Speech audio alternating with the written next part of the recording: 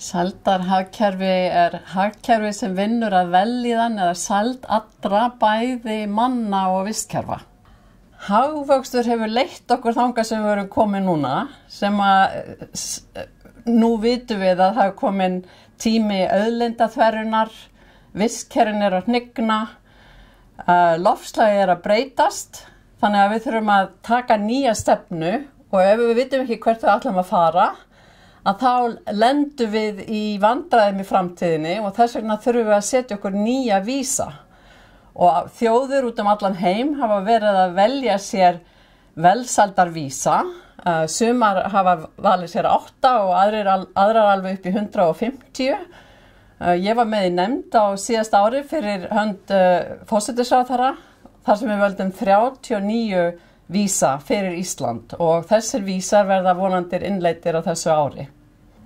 Tengsl velferðar og hagvaxtar eru mjög óljós og mæla ekki margt sem að skiptir máli, til dæmis mæla þau ekki sjálfboðavinnu eða þá vinnu sem að við vinnum að innan fjölskyldna við að ala upp börn og sjá gamalmenni.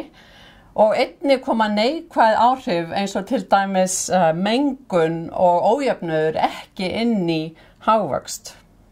Jöfnuður skiptir mjög miklu máli. Rannsóknir hafa sýnt fram á það að í þjóðfélögum þar sem jöfnuður minna félagsleg og persónuleg vandamál.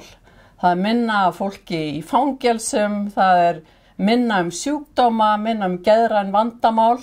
Þannig að jöfnuður skiptir mjög miklu máli þegar verið að tala velsæld.